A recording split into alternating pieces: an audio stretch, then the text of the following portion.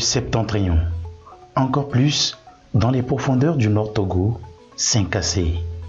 Les pistes rurales dans cette localité sont d'une importance capitale car non seulement elles permettent la libre circulation des personnes, mais aussi celle des biens. Cependant, la population est confrontée au problème d'érosion des sols qui met en péril ses voies de communication.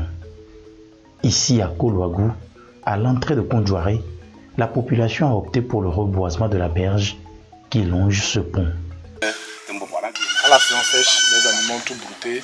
Certains sont morts dû à la sécheresse. Et ensemble, on a décidé de planter les eucalyptus et vraiment, ils ont compris qu'ils ont vu un changement. Donc, si dès le départ, on était dans cette dynamique-là aujourd'hui, ça serait vraiment un résultat purement positif. À leur côté, l'ONG Rafia du consortium agronome et vétérinaires sans frontières, dans le cadre de la mise en œuvre du programme d'appui à la lutte contre le changement climatique, PALCC. En plus du reboisement le long de la berge, se dressent aussi des gabions pour empêcher l'avancée rapide de l'érosion. À quelques kilomètres de là, Sawal-Djouag.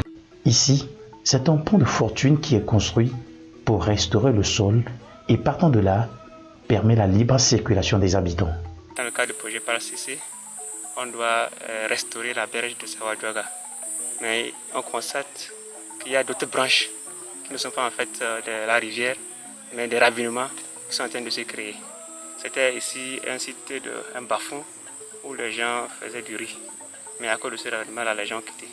Donc pour permettre la restauration de ce site, de ce bas-fond-là, on doit même faire un travail. C'est pourquoi lors du zonage avec la population, nous avons identifié ce site pour restaurer, pour arranger cela. En réalité, c'est toute la zone qui est menacée et la pose de gabions promus par le consortium AVSF donne espoir à la restauration des terres envahies par l'érosion. C'est dire que les effets du changement climatique n'ont pas de frontières et l'homme continue de subir les conséquences. Les gabions que nous avons mis en place protègent la berge. Ça permet à ce que là où c'est gâté, ça se restaure.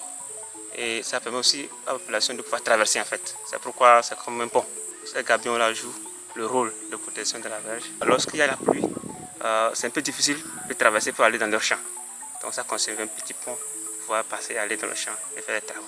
À ce jour, le PALCC, avec le financement de l'Union européenne, ne ménage aucun effort pour inverser la tendance.